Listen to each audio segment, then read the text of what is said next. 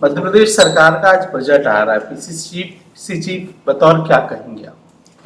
मध्य प्रदेश सरकार के दो बजट हैं।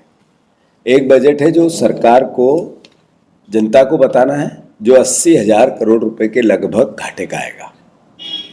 आप देखो कि ये 3C की सरकार जिसने कर्ज, क्राइम और करप्शन से अपना गहरा नाता जोड़ा है, उसका एक बजट तो है व्यापम, नर्सिंग, परिवहन, माइनिंग, पटवारी, ट्रांसफर, आबकारी, मास्टर प्लान और मेट्रो।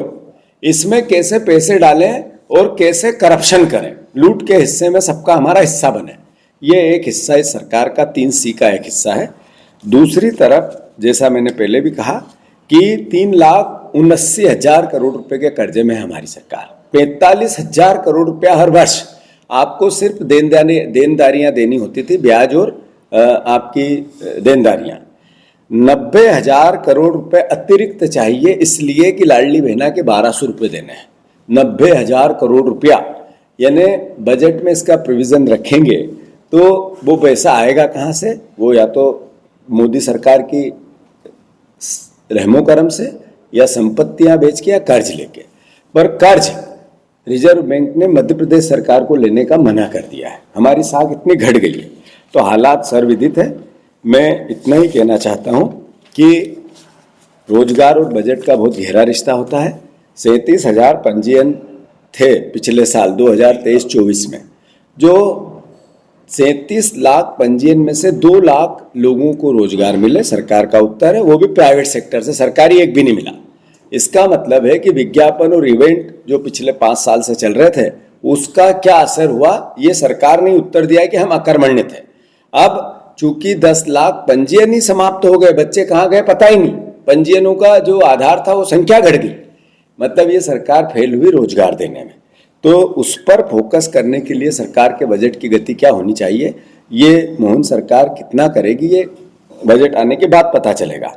रामायण और गीता जैसा वचन पत्र जिसमें 3,000 रुपये बहनों को देना था, जिसमें 3100 धान के, 2700 गेहूं के, 450 का गैस सिलेंडर, महंगाई से राहत, उसका क्या हुआ? फ्री शिक्षा, बच्चों को लैपटॉप, स्कूटी, फिर परिवार के वो लोग जिनको मुफ्त शिक्षा के साथ छात्रवृत्ति, सब पेंडिंग है। सरकारी कर्मचारियों की, चतुर्थ श्रेणी के कर्मचारियों की 3-3, 4-4 महीने की तनख्वाहें नहीं दे पाते हैं। तो कुल मिलाकर इस बजट का जो मूल सार है वो 3C का है, और मैं सोचता हूं कि लगभग 80,000 करोड़ रुपए का घाटे का बजट लाएंगे। 90,000 करोड़ रुपए इनको एक्स्ट्रा चाहिए, जो केवल लाडली बहना को आपको रखना है, और करप्शन इनको कितना कहाँ से करना है उसका अलग बजट बनेगा, जो मैं बता चुका हूं, और जो देश की जनता को, प्रदेश की जनता को आंखों में धूल झोंकेंगे वो अलग बजट बनेगा। तो ये कर्ज, क्राइम और करप्शन की सरकार है, ये लूट की छूट की सरकार है, ये घाटे के बजट लाने वाली सरकार है।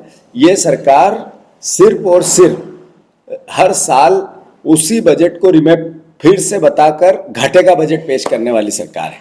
जैसे कि आप बोल रहे हैं कि डेट टू जीडीपी रेशियो बढ़ रहा है, इस पर वित्त मंत्री ने कहा कि पुरानी कोई भी योजना बंद नहीं होगी और नया टैक्स कोई भी आज नहीं लगाया जाएगा, इसके बारे में आपकी क्या प्रतिक्रिया?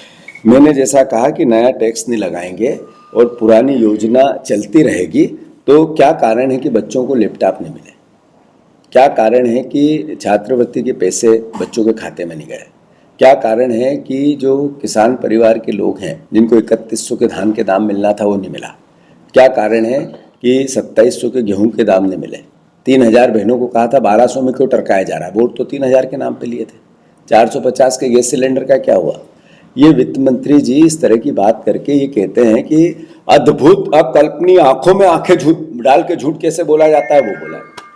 इंदौर की घटना होती, 5 एक्सपायर करते हैं बच्चे। बजट जो होता है उसका रिश्ता होता है रोजगार से, लोगों के सुख सुविधा से, लोगों की भूख से। हालात क्या है मध्य प्रदेश के? 5 बच्चे इंदौर में मृत्यु हुई, इसलिए कारण पता चले पेट में अनाज नहीं पहुंचा, खाना नहीं पहुंचा, इसलिए मौत हुई। अलीराजपुर में गरीबी के कारण एक पिता ने उसकी पत्नी को, उसकी 9 साल के बच्चे को, उसके 7 साल की बच्ची को और 3 साल के 4 साल के बच्चे को, सबको मौत के घाट उतार दिया, आत्महत्या कर ली। क्या था कारण? गरीबी।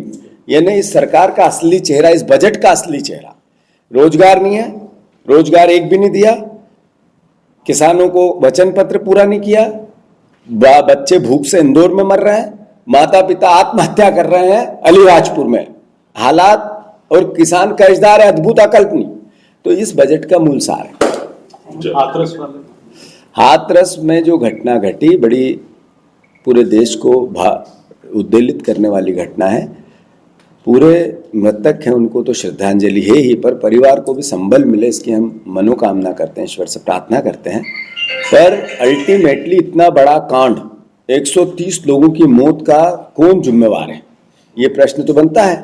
तो 130 लोगों की मौत का जिम्मेवार सिर्फ और सिर्फ योगी सरकार है, इस्तीफा देना चाहिए। अगर आप ये वीडियो YouTube पर देख रहे हैं तो हमारे चैनल को सब्सक्राइब करें और बेल आइकन को दबाना ना भूलें। अगर आप Facebook पर ये वीडियो देख रहे हैं तो हमारे पेज को लाइक करें।